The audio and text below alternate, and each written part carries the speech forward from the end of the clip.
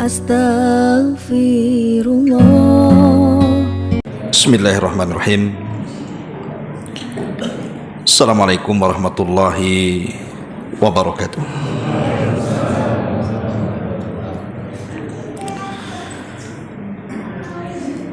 Alhamdulillah wassalatu wassalamu ala Rasulillah wa ala alihi wa sahbihi wa mawalah wa la hawla wa la quwata illa billahi wa ba'du. Alhamdulillah, segala puja dan puji hanya milik Allah subhanahu wa ta'ala. Salawat dan juga salam kita hadiahkan kepada Rasul kita Nabi besar Muhammad sallallahu alaihi wa ala alihi wasallam. Pertama-tama kita ucapkan alhamdulillah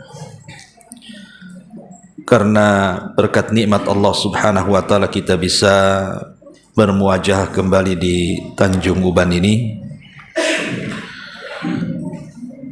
dan pembahasan sebagaimana kita akan bahas di malam hari ini peristiwa-peristiwa besar yang terjadi di bulan Rabiul Awal.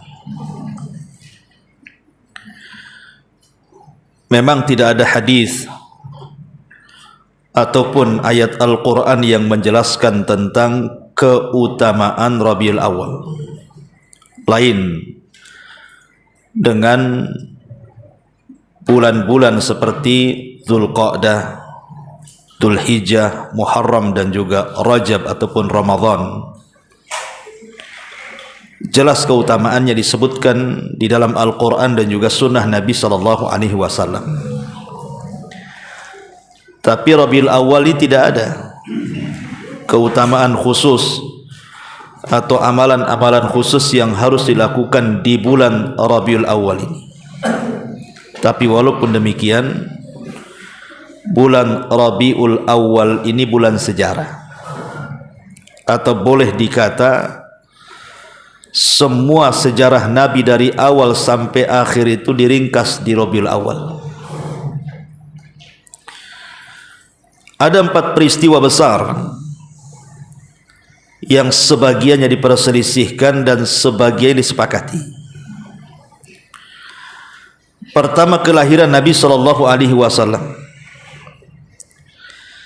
Yang kedua, diutusnya beliau menjadi rasul. Kalau menjadi nabi di bulan Ramadan, tapi diangkat beliau menjadi rasul itu 6 bulan setelahnya. Dan kalau kita hitung dari Ramadan, 6 bulan setelahnya jatuhnya Rabiul Awal. Kemudian peristiwa yang ketiga, hijrahnya Nabi. Dan yang terakhir, wafatnya Nabi sallallahu alaihi wasallam. Ini semua terjadi di bulan Rabiul Awal. Lahir, diangkatnya beliau jadi rasul, hijrahnya rasul, dan wafatnya rasul. Berarti kan merangkum sejarah Nabi sebenarnya, awal, tengah dan akhir. Dan saya minta untuk malam ini, karena kita bercerita sejarah, mungkin agak lama nanti, habis Isya kita lanjut, karena cerita sejarah ini kan tidak bisa sepotong, harus lengkap, walaupun kita berusaha menyingkat dan tidak mengurangi yang penting-penting. Ma'asyiral muslimin yang muliakan Allah subhanahu wa ta'ala. Adapun kelahiran Nabi sallallahu alaihi wasallam, yang pertama kita cerita kelahiran dulu. Kelahiran Nabi sallallahu alaihi wasallam. Ulama berselisih pendapat tentang kelahiran Nabi sallallahu alaihi wasallam dari segi bulan. Ada yang mengatakan bahwa Nabi itu lahir di bulan Ramadan, dan itu pendapatnya Imam Ibnu Hazm Al-Zahiri. Tapi pendapat ini lemah karena tidak berdasarkan dalil, hanya akal saja. Ada yang mengatakan di bulan Rajab, tetapi pendapat jumhur mayoritas ulama mengatakan bahwa Rasul lahir di bulan Rabiul Awal, bulan kita sekarang ini. Berarti bulannya diperselisihkan. Adapun tanggal juga diperselisihkan para ulama, tanggalnya berapa? Ada yang mengatakan tanggal 2 Rabiul Awal, ada yang mengatakan tanggal 8 Rabiul Awal, ada yang mengatakan tanggal 12 Rabiul Awal, ada yang mengatakan tanggal 18 Rabiul Awal, bahkan ada yang mengatakan tanggal 27. Dari sini kita tahu bahwa tanggal dan bulan diperselisihkan. Adapun yang disepakati, pertama hari sepakat ulama. Nabi SAW lahir hari Senin. Kenapa? Karena Rasul pernah ditanya soal puasa hari Senin. Apa kata Nabi SAW? Dzakalladzi wulidtu fih, itulah hari yang aku dilahirkan di dalamnya. Berarti sepakat Rasul lahir hari Senin. Kemudian tahun, sepakat ulama mengatakan bahwa Nabi SAW lahir tahun gajah. Kenapa disebut tahun gajah? Karena di zaman itu Islam belum ada penanggalan, sehingga penanggalan itu selalu dinisbatkan kepada peristiwa besar yang terjadi sebelum kelahiran. Jadi kalau ada tsunami, kemudian 5 hari setelah tsunami lahir bayi, maka nanti tahunnya tahun tsunami. Kalau ada gempa besar, kemudian 10 hari lahir bayi, nanti tahunnya tahun gempa. Begitulah orang dulu. Kalau membuat tahun itu disesuaikan dengan peristiwa besar. Lah kebetulan Nabi SAW ketika lahir itu terjadi perang gajah. Dan 50 hari setelah perang gajah itu lahir Nabi. 50 hari itu sekitar 1,5 bulan kurang lebih. Lahir Nabi SAW, makanya kemudian tahunnya disebut tahun gajah. Adapun penanggalan Hijriyah ini muncul di zaman Khalifah Umar. Gara-gara salah paham surat menyurat antara Amirul Mukminin dengan Abu Musa al-Asy'ari radhiyallahu anhu. Akhirnya kemudian disepakati dibuatlah penanggalan pertama Hijriyah, sehingga menggunakan 1 Hijriyah, 2 Hijriyah, dan begitu seterusnya. Itu terjadi di zaman Umar, Khalifah kedua. Di zaman Nabi Abu Bakar belum ada penanggalan. Makanya masih merujuk kepada peristiwa soal tahun itu. Tetapi kalau kita rangkap semuanya mengikut kepada pendapat mayoritas ulama, berarti Nabi SAW lahir hari Senin di tanggal 12 di bulan Rabiul Awal dan di tahun gajah. Itu yang masyhur. Yang masyhur soal kelahiran Nabi SAW.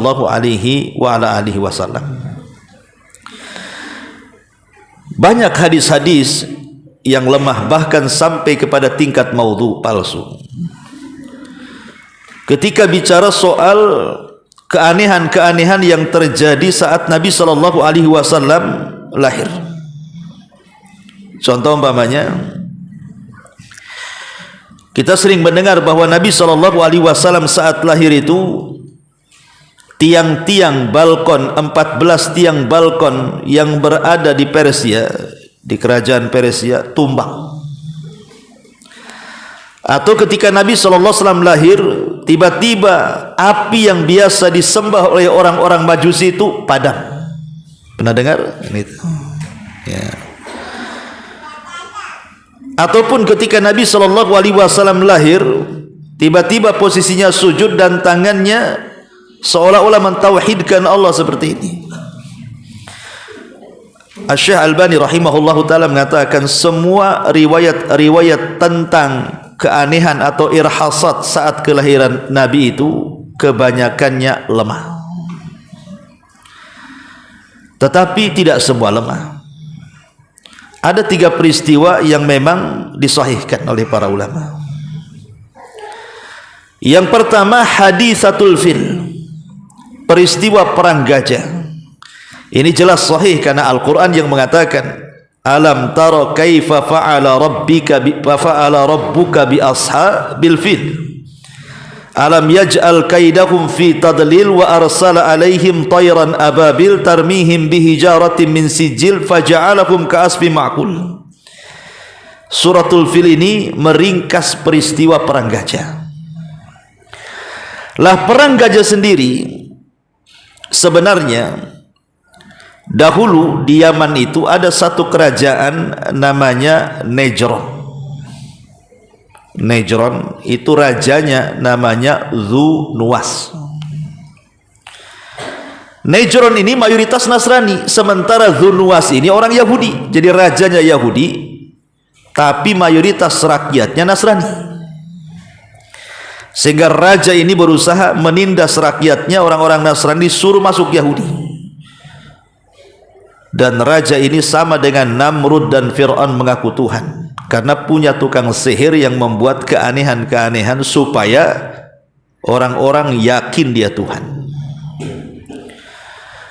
Akhirnya terjadilah sebuah peristiwa pembakaran kepada orang-orang yang beriman. Kata Imam Ibnu Katsir sebanyak 20.000 dibakar hidup-hidup oleh Dzu-Nuwas ini, yang kemudian kisahnya disingkat dalam Al-Quran suratul Buruj yang disebut dengan Ashabul Ukhdud namanya.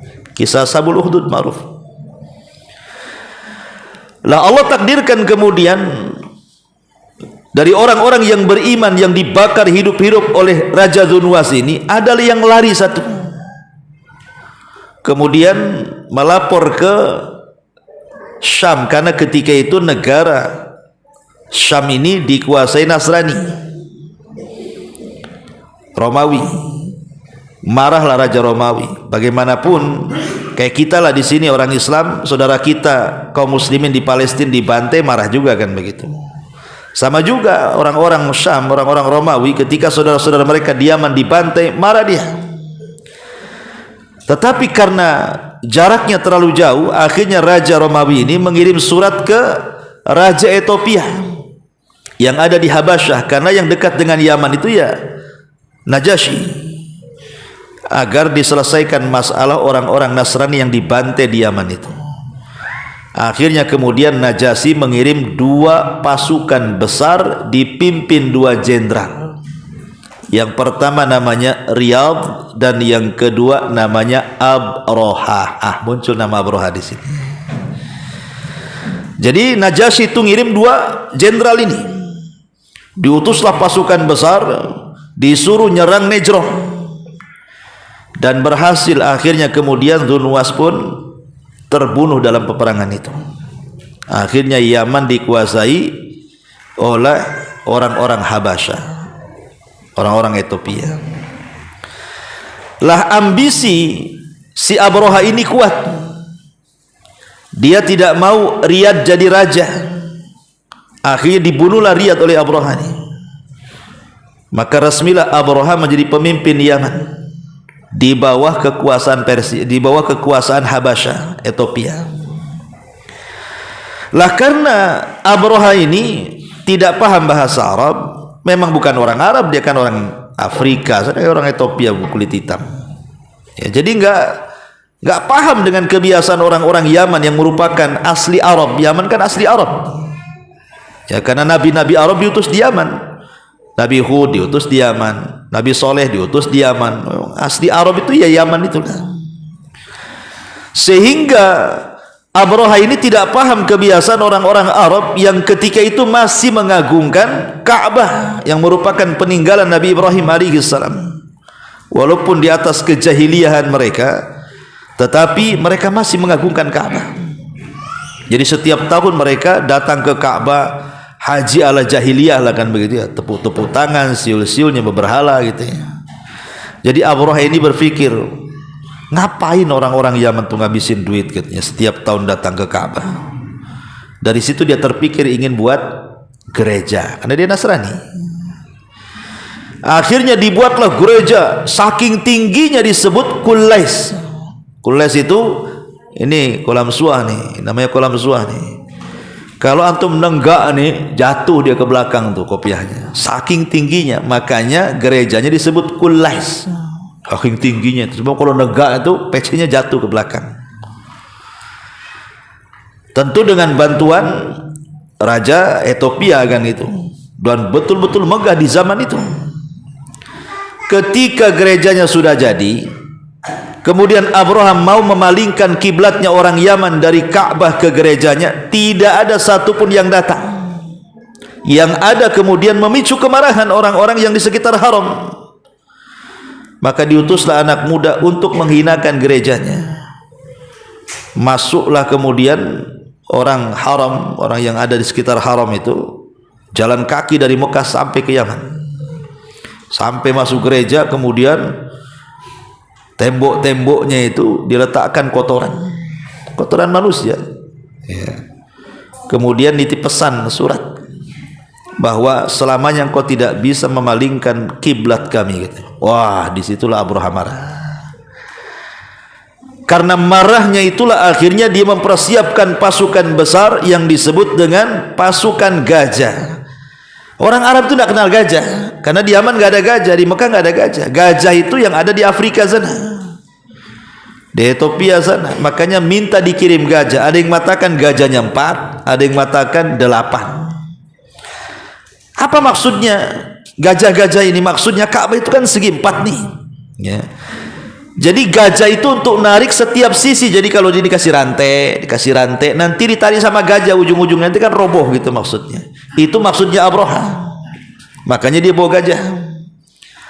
Lah gajah yang paling besar namanya Mahmud. Itulah gajahnya Abraham. Ada namanya Mahmud di sini.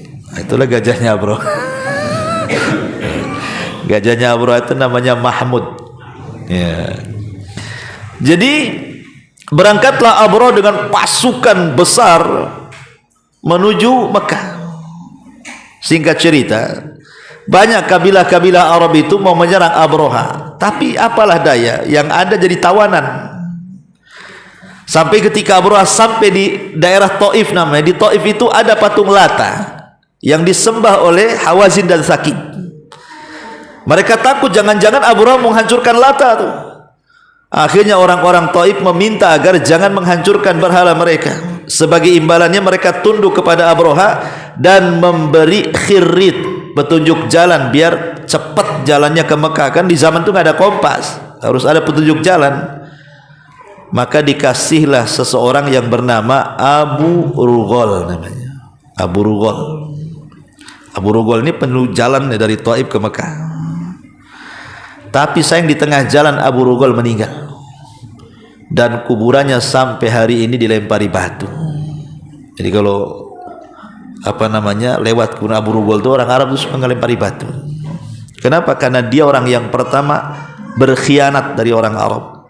Dialah yang menunjuki jalan Abraham menuju Mekah. Makanya kalau orang Arab melakobi orang yang berkhianat itu disebut Abu Rughal. Ente ini Abu Rughal gitu orang Arab. Nah, jadi antum kalau yang berkhianat itu Abu Rughal tuh. Gitu ya. Jadi akhirnya kemudian Abraham pun sampailah di Wadin Muhassir.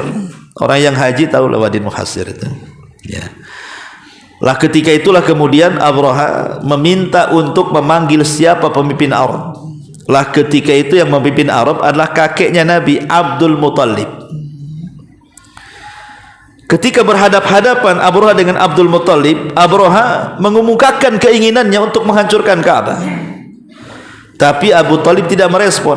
Justru dia merespon unta yang diambil oleh anak buahnya Abraham.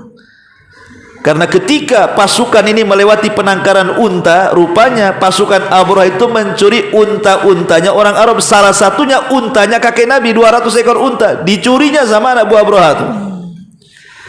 Jadi kata Abdul Muttalib, ketika Abraham mengatakan, bagaimana pendapatmu kalau ku hancurkan tuh Ka'bah tuh? Kata Abdul Muttalib, ya hancurkan saja. Tapi saya kemari hanya ingin meminta mana unta saya. Kau curi unta saya. Kata Abraham, kenapa kau tidak sedih Ka'bah itu kuhancurkan? Disinilah keluar kata-kata Abdul Muttalib yang dicatat dalam sejarah. Apa kata Abdul Muttalib? Ya Abraha, adapun unta-unta yang kau curi itu ada pemiliknya, aku pemiliknya. Adapun Ka'bah itu ada pemilik sendiri, Allah yang akan melindunginya. Kalau kau hancurkan, dia berhadapan dengan Allah lah. Akhirnya kemudian Abraha ini baik sebenarnya, dikasihkan juga unta-unta itu. Kalau jahat nah mungkin nggak dikasih, dikasihkan unta-unta itu. Kemudian Abdul Muttalib pulang.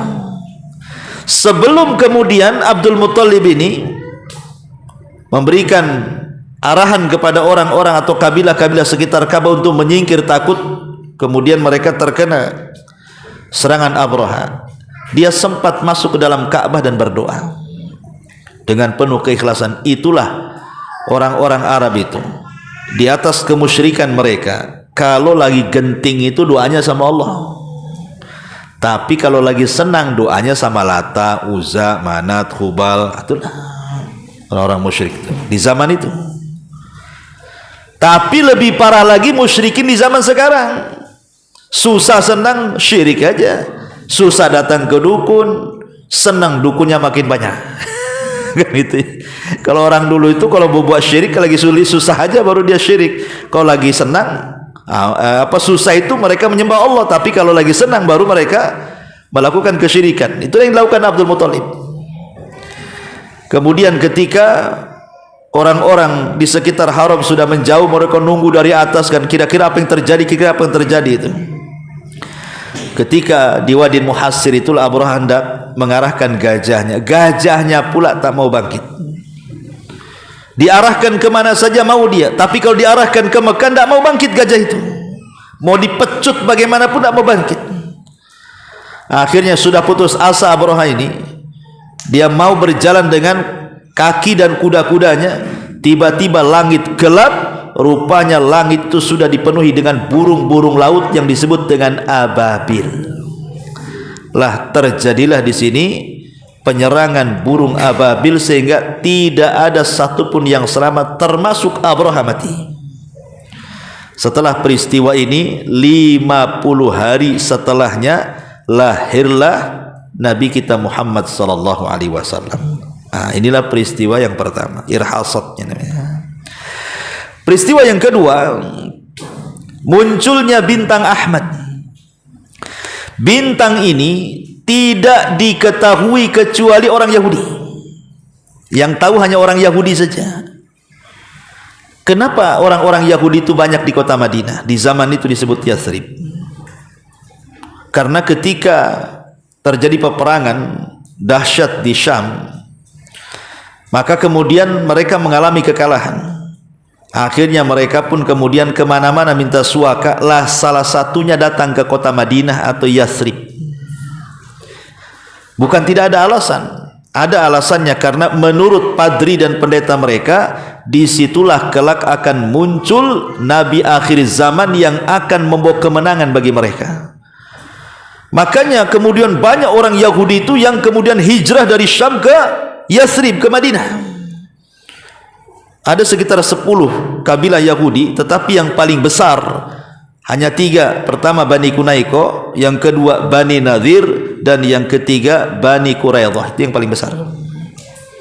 Ada juga Yahudi Khaybar yang mencar di mana-mana dengan alasan apa? Menunggu kelahiran Nabi. Dan mereka sudah lama, beratus-ratus tahun, artinya sudah bergenerasi di situ. Tetapi sebelum orang tua mereka meninggal, mereka menceritakan kepada anaknya.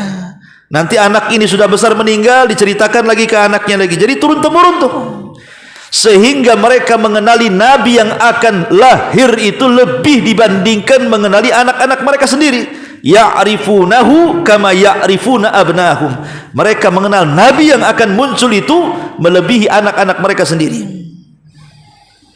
Tiba-tiba satu malam, para padri, para pendeta Yahudi ini dikagetkan dengan munculnya bintang Ahmad. Dan itu tidak ada yang tahu kecuali orang Yahudi saja. Karena mereka membaca kitab masalahnya, kitab Taurat kan itu ya. Kalau muncul bintang itu berarti disitulah Nabi itu lahir. Jadi saat muncul bintang itu, para pembesar Yahudi ini mengumpulkan semua orang Yahudi di kota Yathrib. Kira-kira ada ndak wanita Yahudi yang melahirkan malam itu?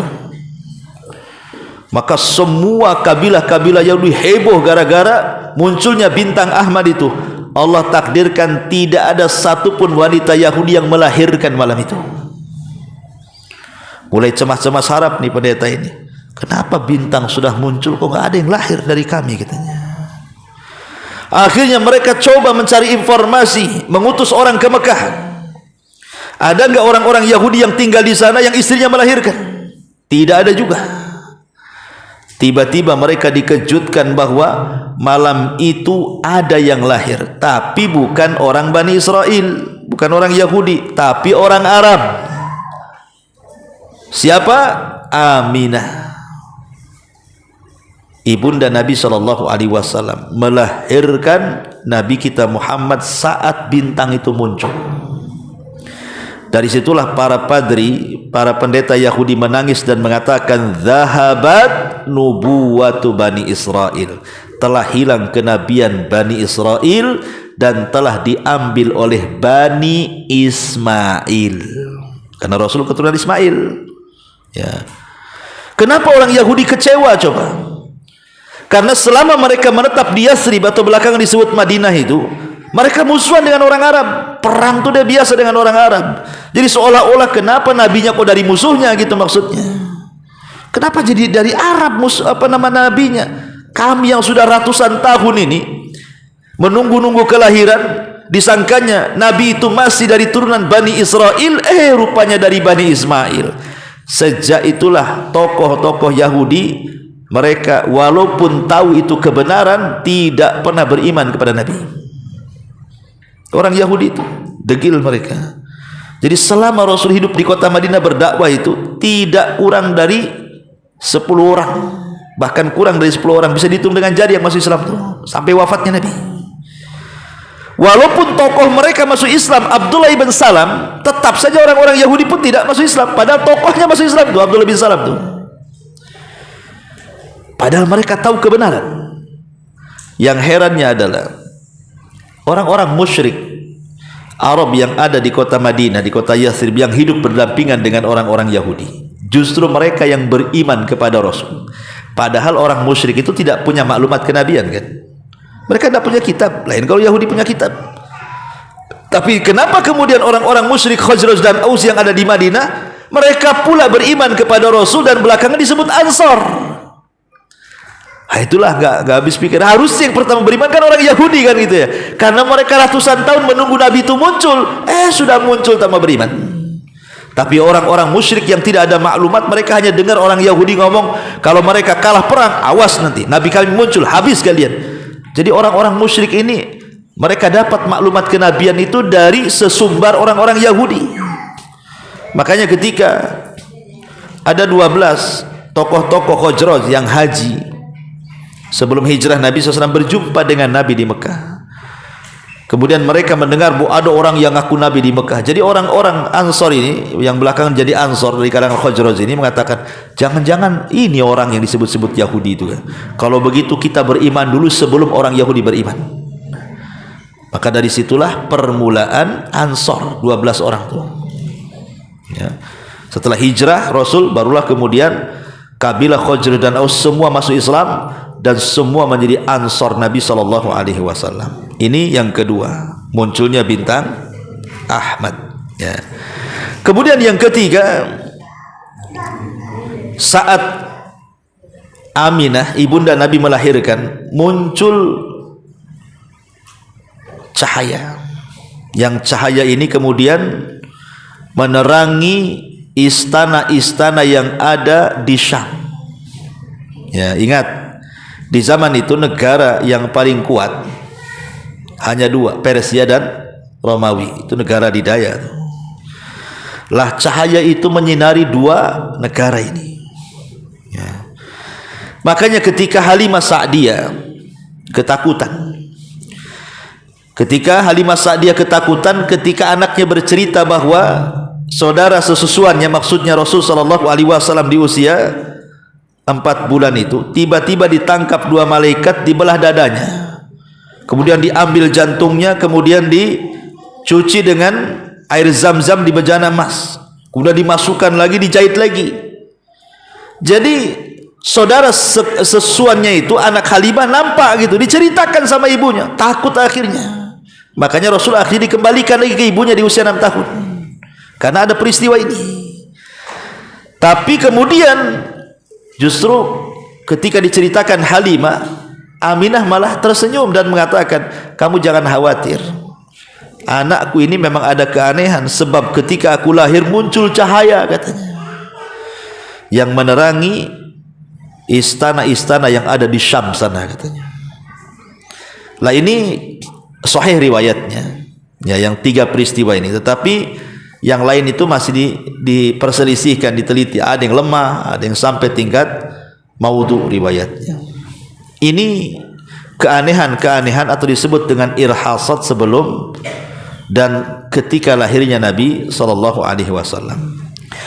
Ma'asyiral muslimin yang dimuliakan Allah Subhanahu wa taala, kita tahu bahwa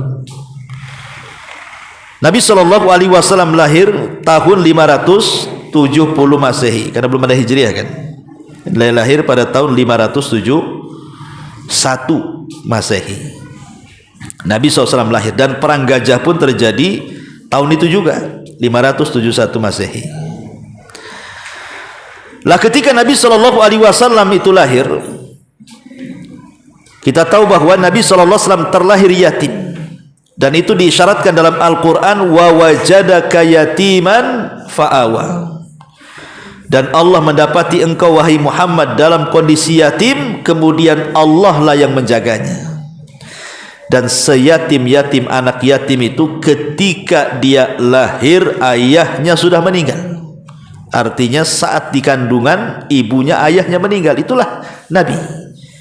Nabi itu usia kandungannya 6 bulan, Aminah itu. Kemudian Abdullah meninggal. Lah Abdullah meninggal itu masih muda. Ketika dia kemudian berniaga ke Syam, kemudian mampir di Madinah, Allah takdirkan karena Madinah di zaman itu kan banyak wabah, ya. Lah karena banyak wabah itulah kemudian Abdullah terkena wabah Yathrib. Sebab wabah itulah kemudian Abdullah meninggal. Mungkin kalau semacam corona lah di zaman sekarang kan. Oh, zaman itu apa namanya? Pokoknya wabah lah kan itu. Itulah penyebab kematian Abdullah.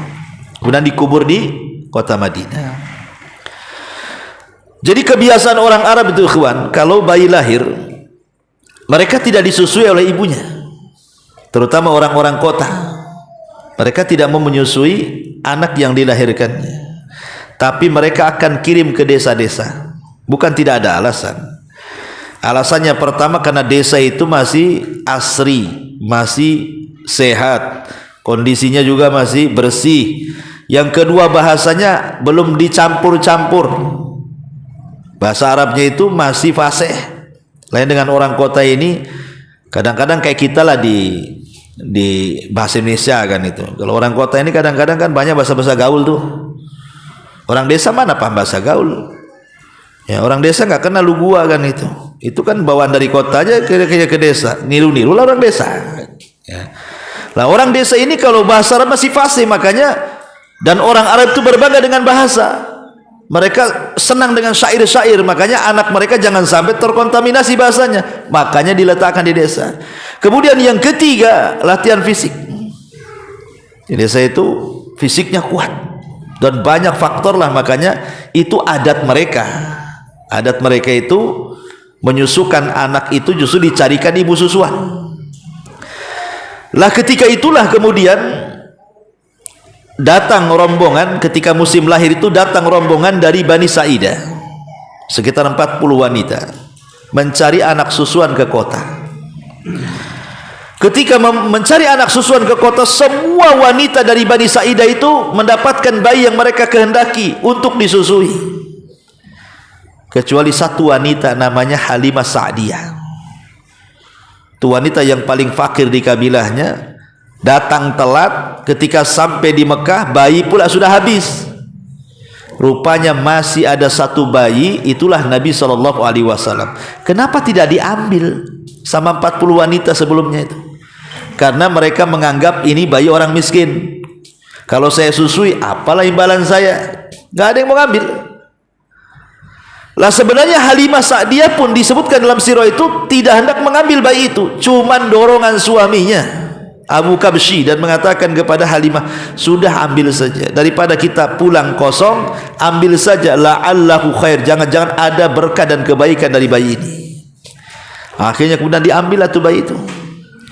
Rupanya betul kata Abu Kabs, ini suami daripada Halimah Sa'diyah, malam itu kambing yang mereka bawa yang tadinya tidak ada susunya penuh dengan susu, ketika diperah itu mereka bisa minum dengan kenyang. Itu keajaiban luar biasa. Setelah itu unta yang mereka tunggangi dari Bani Sa'idah ke Mekah itu tiba-tiba sehat, bisa lari kencang. Bahkan wanita-wanita yang pulang duluan bisa dikejar sama dia, dan dia sampai pula duluan ke Bani Sa'idah. Dan ketika itu Bani Sa'idah terjadi pacaklik hebat sehingga banyak kambing-kambing kelaparan sehingga kurus. Ketika Nabi SAW sampai saja di Bani Sa'idah, hujan deras akhirnya membawa keberkahan kepada Bani Sa'idah. Itulah kehadiran Nabi SAW. Tapi di pangkuan Halimah Rasul tidak lama, hanya 6 tahun saja. Sebab setelah peristiwa pembelahan dada itu Halimah tidak mau, akhirnya mau mengembalikan kepada ibundanya Aminah. Lah setelah kemudian di pangkuan Aminah di usia 6 tahun, Aminah ini ingin memperkenalkan ayahnya yang ketika lahir ayahnya sudah meninggal. Jadi dia ingin mengenalkan, loh kuburannya ada di sana. Ketika itu Rasul sedang usia berapa? 6 tahun. 6 tahun mereka diajak safar. Diajak safar dari Mekah ke Madinah pakai unta. Ya, memang orang Arab itu fisiknya kuat-kuat, kecil-kecil tuh. Dan tidak dimanja sampai hari ini. Orang Arab itu nggak pernah manja anaknya. Saya pernah lihat orang Arab itu anaknya kecil usia 4-5 tahun itu minta apa, guling-guling di tanah, dibiarkan sama orang tuanya. Nah, nangislah sepuasnya kok di situ bahasanya. Kalau kita nangis sedikit, apa telah jadi manja, nah tuh biarkan saja kan itu. Makanya cepat dewasa orang sana. Makanya kecil-kecil minta kawin karena cepat dewasa.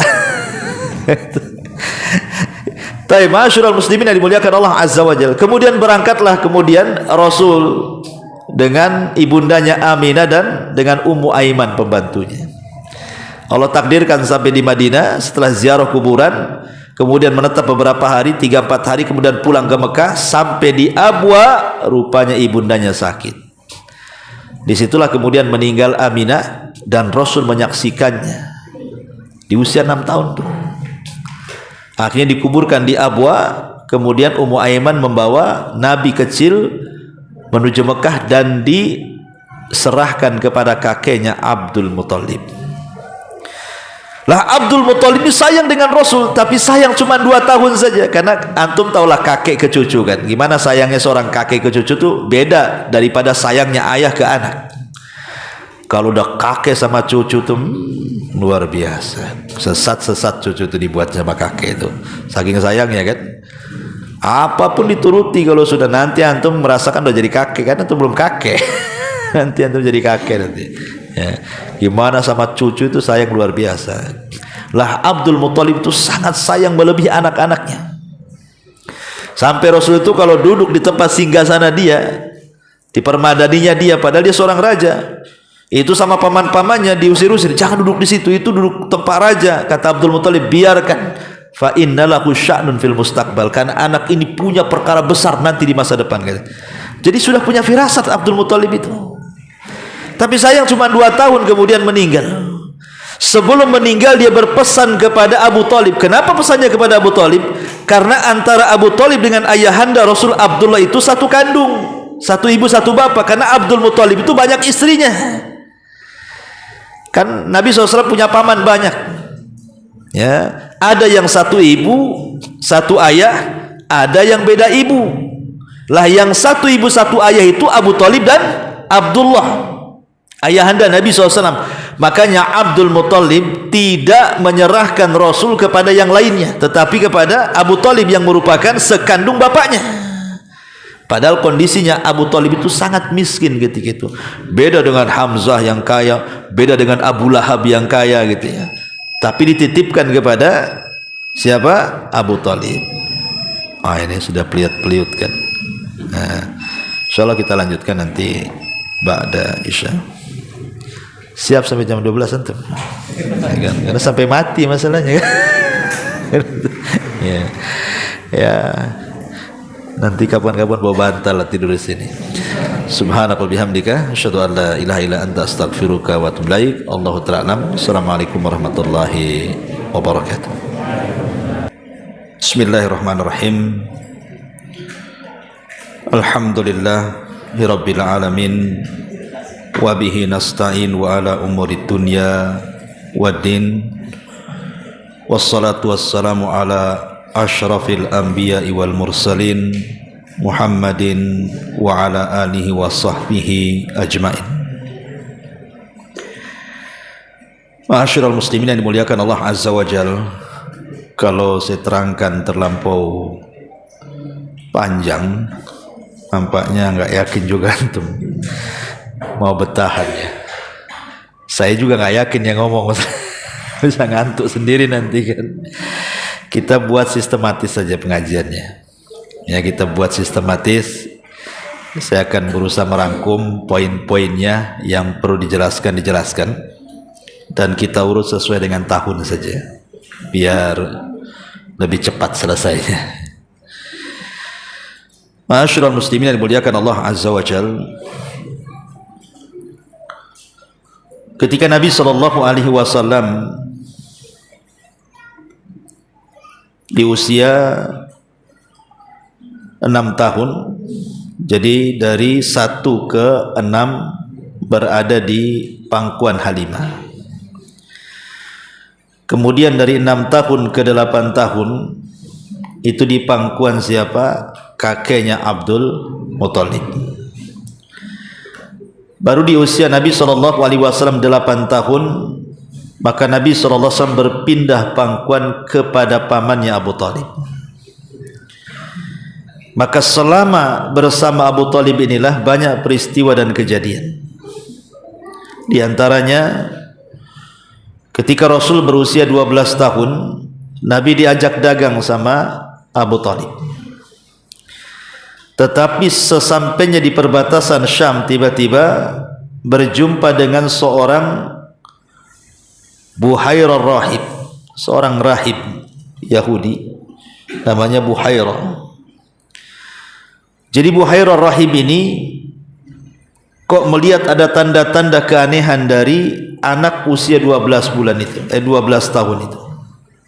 Pertama, dia melihat ada stempel kenabian yang ada di bahu Nabi. Kemudian setelah ditanya tentang keluarganya, maka mencocoki apa yang selama ini dibaca oleh Buhairah bahwa orang ini akan jadi nabi. Kata Buhairah, sebaiknya jangan diajak dagang sampai ke Syam, sebab kalau orang-orang Yahudi Syam tahu dia calon nabi pasti dibunuh, karena orang-orang Yahudi suka membunuh para nabi. Nah, karena yang ngomong pendeta takut juga Abu Thalib, dibalikkan akhirnya ke Mekah dan tidak berniaga sampai ke Syam. Lah, dari usia 12 tahun sampai Nabi SAW di usia sekitar 17 atau mungkin 20 tahun, maka Nabi SAW berprofesi sebagai penggembala. Karena Rasul itu kan walaupun dia usianya masih belia, masih belasan tahun, 12 tahun itu kan SD kelas 6 kan itu ya. 13 tahun SMP kan itu. Dia tahulah macam mana berbuat baik kepada orang yang selama ini merawatnya Abu Thalib. Makanya dia ingin membantu dengan cara menjadi penggembala kambing. Dan setiap para nabi mereka penggembala kambing. Rasul yang mengatakan, "Ma min nabiyyin illa wara'al ghanam." Tidak ada satupun nabi kecuali pernah menjadi penggembala kambing, termasuk aku, kata Rasul. Karena di sini ada istilah nanti dalam sejarah itu ada kalimat min riayatil ghanami ila riayatil umami. Berawal dari memelihara kambing, dari situlah rupanya disiapkan untuk memelihara umat. Karena sifat-sifat leadership, mungkin bahasa kitanya kepemimpinan, itu didapat ketika Rasul memelihara kambing. Bagaimana tidak ikhwan, antum kalau punya peliharaan apalagi banyak, antum perlu kesabaran. Kalau nggak sabar melihara binatang, matilah itu binatang tuh. Ya. Kemudian harus punya sifat rahmat. Apalagi kalau binatangnya sakit diobati kan itu. Kalau antum kasar, matilah dia. Kemudian lahirlah sifat keberanian, karena kambing ini harus dijaga, nanti dimakan serigala, terpaksa perang sama serigala, berani jadinya kan. Kemudian sifat tawadu, karena kalau melihara kambing ya tidurnya sama kambing lah. Kalau di kantor tidur di kantor kan itu. Tawadu dia. Jadi banyak sifat-sifat yang terlahir ketika Rasul jadi pemelihara kambing itu. Sifat-sifat terpuji, mulai sabarnya, rahmatnya, pemberaninya, tawadunya, ala kadarnya, dan begitu seterusnya. Rupanya Allah siapkan dengan cara seperti itu. Ya. Lah justru ketika menjadi perawat kambing ini pula lah kemudian sifat shadiqul amin yang muncul. Bahwa Rasul itu orangnya shadiq, jujur, amin, terpercaya. Karena apabila teman-temannya ini ada undangan acara walimah, mereka nggak mungkin meninggalkan kambing, bisa hilang. Akhirnya terpaksa mereka menitipkan kepada Nabi. Dan memelihara kambing orang sana bukan kayak kita 6-10 kambing, ratusan kambing satu orang itu yang punya. Karena memang kambing itu menjadi makanan pokok dan susunya juga menjadi minuman pokok kan di zaman itu, gitu ya.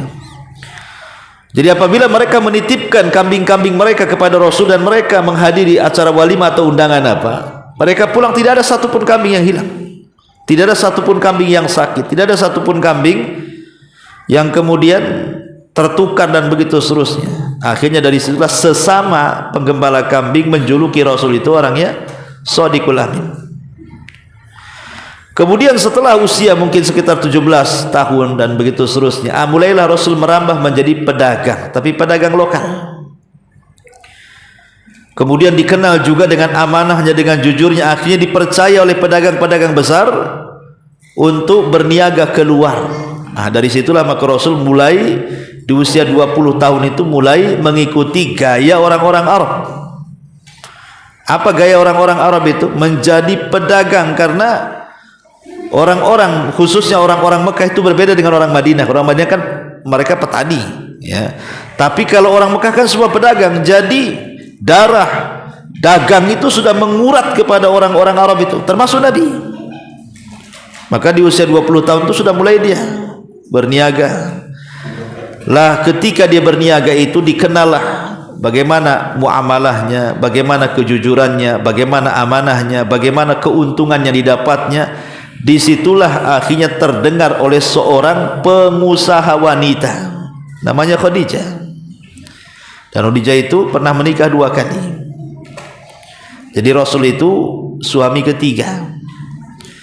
Dan dari situlah sumber kekayaan Khadijah, karena suami pertama kaya, pedagang. Ketika meninggal warisannya ambil Khadijah, menikah lagi orang kaya lagi. Ya, kemudian kaya. Apalagi Khadijah cerdas memainkan hartanya. Makanya kalau seandainya kekayaan Khadijah itu dikumpulkan dan seluruh pengusaha Arab dikumpulkan di zaman itu, kekayaan Khadijah jauh lebih besar. Kayanya Khadijah itu. Lah ketika kemudian mendengar kok ada anak muda, dia suka bekerja sama dengan para pengusaha Arab gitu ya, dan tidak pernah rugi kalau dibawa dia dagangannya, makanya Khadijah kemudian mulai mendekati Rasul. Disitulah terjadi kerjasama dengan sistem mudharabah. Khadijah yang punya modal, Rasul yang memainkan modalnya. Dan subhanallah berkali-kali tidak pernah rugi, yang ada untungnya berlipat ganda. Sehingga Khadijah ini penasaran siapa orang ini. Makanya dia punya budak namanya Maisarah, budak laki-laki. Hei Maisarah, kau ikut sama orang ini, sama Muhammad ini. Catat segala sesuatu yang kau dapat dalam perjalanan, mulai dari jalan berangkat sampai muamalahnya sampai pulang, jangan ada yang terlewatkan. Maka mulailah Maisarah dilibatkan tuh. Pokoknya semua peristiwa yang terjadi mulai dari berangkat sampai pulang ada di catatan Maisarah tuh. Kemudian diceritakan kepada Khadijah, mulailah jatuh cinta dari situ. Makanya dia mengutus saudarinya namanya Nafisah. Nafisah ngomonglah tuh sama anak muda tuh si Muhammad tuh, mau enggak ya kawin sama aku ya, katanya. Jadi Rasul itu justru disukai kaum perempuan. Khadijah lagi kan gitu, orang kaya ya.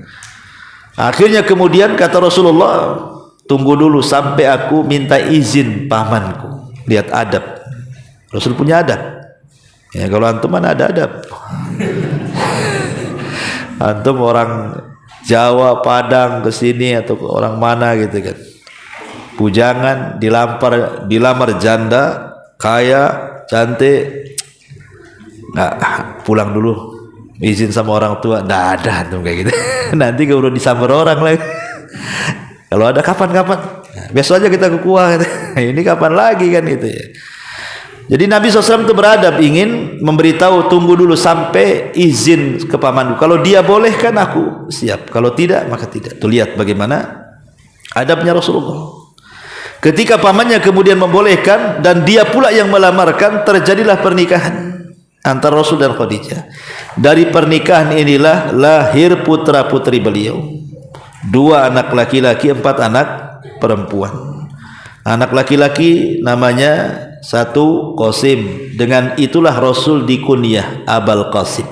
Rasul itu kunyahnya Abul Qasim. Kemudian yang kedua At-Taib. At-Taib ini lahir setelah Rasul jadi Nabi, makanya namanya Abdullah, tapi meninggal di waktu kecil. Kemudian anak perempuannya 4. Yang paling besar namanya Zainab, menikah dengan Abul As ibn Rabi. Punya anak tapi meninggal.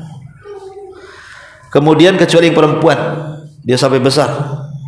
Yang laki-laki meninggal. Kemudian yang kedua Ruqayyah, sempat menikah dengan putranya Abu Lahab, Utbah. Tapi kemudian diceraikan, akhirnya dinikahi Utsman bin Affan radhiyallahu anhu.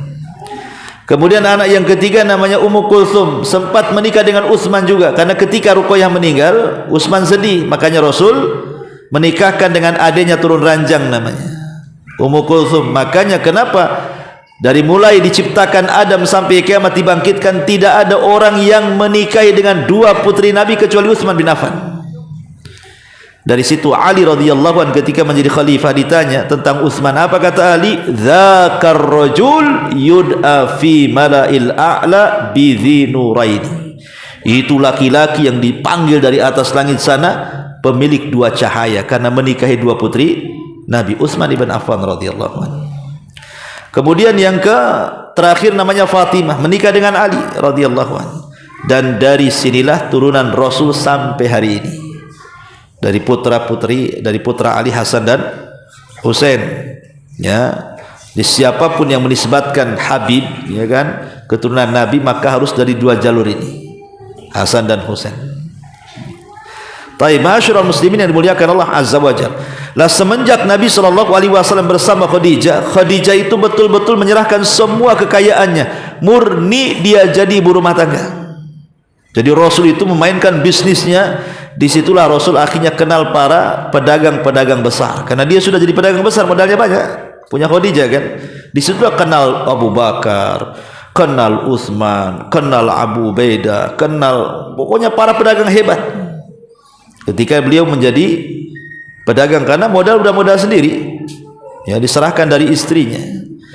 Tetapi ketika di usia Nabi SAW 37 tahun, banyaklah peristiwa dari mulai menikah dengan Khadijah di usia 25 sampai ke 37 itu kan, di situ ada Hilful Fudul, ada perang Fijar, macam-macamnya. Ada Ka'bah roboh, ya kan, kemudian dibenerin. Ketika Hajar Aswadnya mau ditaruh, ribut, akhirnya Nabi juga yang kemudian menyelesaikan, ya. Jadi banyak peristiwa, kita loncat saja karena pembahasannya masih panjang. Jadi ketika di usia 37 tahun itulah maka Nabi SAW mulai tidak enak hati. Tidak enak hatinya gini, kok orang-orang Arab makin hari makin rusak saja akhlaknya, makin rusak orang Arab. Cuman hebatnya orang jahiliyah itu, ikhwan, serusak-rusaknya orang jahiliyah, 2 perkara mereka tidak akan melakukan. Pertama, dusta. Rusak-rusaknya orang jahiliyah tidak pernah dusta. Aib dusta bagi mereka, ya. Aib sekali. Walaupun mereka itu luar biasa itu, maksiat di atas maksiat, coba menyembah berhala, minum, zina, kadang nyulik orang, kemudian dijual jadi budak. Orang merdeka diculik jadi budak. Bayangkan, kayak kisahnya siapa? Salman Al Farisi. Itu kan orang merdeka dijual jadi budak. Karena komoditi bisnis yang paling banyak menguntungkan di zaman itu perbudakan. Makanya datang Islam itu selalu ada memerdekakan budak kan begitu ya. Kalau ada kafaroh, merdekakan budak. Kafaroh jima di bulan Ramadan pertama kali apa? Merdekakan budak kan itu. Karena Islam ini hendak menghapus perbudakan. Tapi seburuk-buruknya orang jahiliyah tidak pernah dusta. Makanya ketika Amr ibn As radhiyallahu an datang kepada si nabi palsu Musailamah al-Kadzab, apa kata Amr? Kata Musailamah, "Hai Amr, kau kan tetangganya Muhammad. Yang terakhir turun dari Jibril itu surat apa ya yang kau hafal?" katanya. Kata Amr bin As, "Setahu saya yang terakhir yang ku hafal itu adalah surah Al-Fil," dia bilang. Coba baca katanya. Kemudian dia membacakan suratul Fil tadi. Alam tara kaifa fa'ala rabbuka bi ashabil fil. Kata Musailamah, "Iya, semalam pun Jibril baru datang ke aku," katanya. Ngasih surat juga katanya. Musailamah al-Kadzab tuh, si nabi palsu. Kata Amr bin As, coba aku ingin dengar macam mana surat yang disampaikan Jibril kepada aku. Dia mengatakan, "Ya Difda binta Difda'ini niki mata niki fa inna alaki filma fa inna alaki fitin wa asfaluki filma." Kodok, putra dari putri kodok katanya. Silakan mengodok. Paling tinggilah kau tinggal di tanah, paling rendah kau tinggal di bawah air katanya. Apa kata Amr bin As itu? Wallahi demi Allah. Ini sama-sama musyrik ini. Amr bin As belum masuk Islam. Ini dialog ini sama-sama musyriknya. Apa kata Amr bin As kata kepada Musailamah al-Kadzab itu? Wallahi ya Musailamah innaka lakadzib katanya. Demi Allah aku tahu kau ini pendusta. Ini sama musyriknya itu. Mendusta-dustakan. Karena bagi orang Arab dusta itu aib. Ya. Yang kedua, orang Arab itu perempuan merdeka tidak ada yang berzina. Aib zina bagi mereka. Maksudnya perempuan merdeka yang berzina itu budak. Makanya ketika wanita-wanita Arab berbaiat kepada Nabi SAW dalam baiat baiat al-Aqabah itu, maka ada seorang wanita bertanya, "Rasul, kenapa di antara syarat baiat itu tidak berzina? Apakah ada orang merdeka berzina?" katanya. Jadi orang-orang merdeka di zaman itu tidak ada yang berzina. Yang berzina itu budak-budak itu. Itulah hebatnya orang jahiliyah. Kalau di zaman sekarang, dusta di mana-mana. Ya berzina, selingkuh di mana-mana. Itulah lebih jahiliyah dibandingkan jahiliyah. Jahiliyahnya saja aib dusta itu kan itu. Ya, lihat. Masyaallah muslimin yang dimuliakan Allah Azza wa Jalla. Intinya bahwa Nabi melihat kerusakan yang luar biasa. Disitulah mulai tidak enak hati, mulai ditinggalkan, jarang dagang dia. Mulailah kemudian dia pun menyendiri di usia 37 tahun itu, kadang ke Mina sebulan, ke Muzdalifah sebulan, sampai ketika di usia 40 tahun 6 bulan sebelum diangkat jadi nabi, itulah Rasul selalu bermimpi. Mimpinya aneh, sebagaimana riwayat Bukhari itu, kalau dia mimpi itu seperti falak subuh. Jadi kalau malamnya mimpi, besoknya pula jadi kenyataan. Selama 6 bulan tuh, ada apa ini? Mimpi besoknya jadi kenyataan, mimpi lagi besoknya jadi kenyataan. Makanya hadisnya antum bisa baca di hadis pertama dalam Sahih Bukhari, namanya bab kaifa badil wahyi, bagaimana permulaan wahyu turun itu, di bab pertama Sahih Bukhari ya. Jadi Nabi SAW akhirnya kemudian mencoba, dia ingin mencari areal baru untuk tafakur.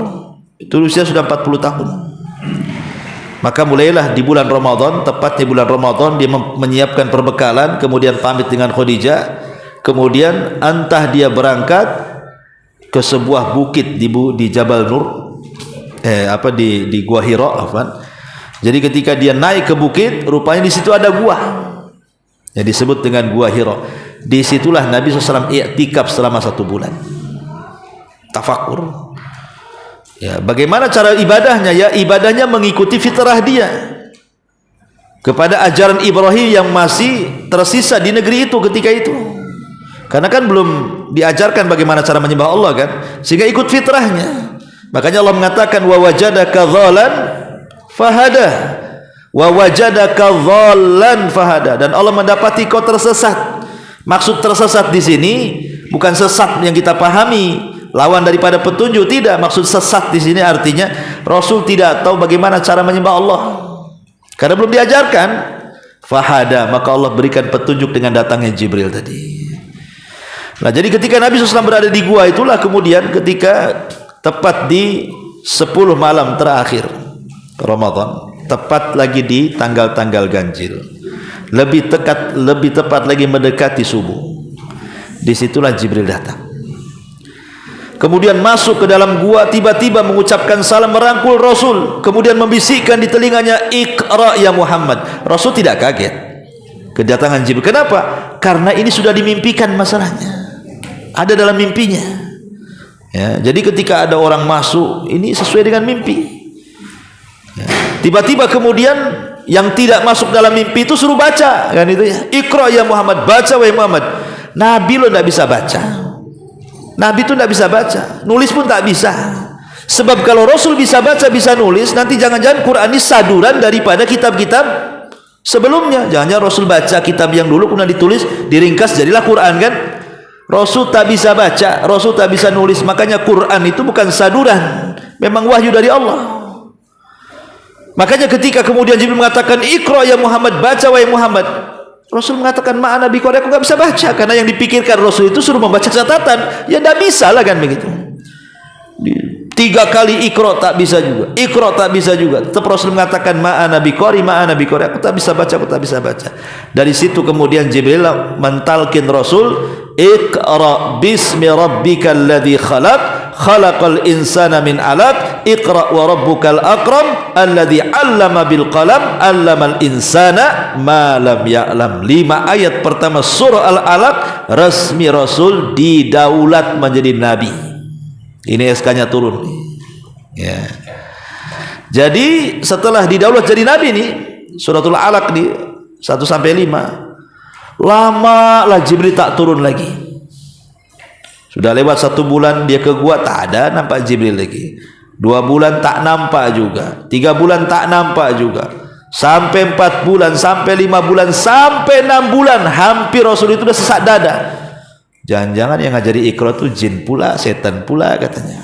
Kadang-kadang nggak ada lagi, sesak dada Nabi.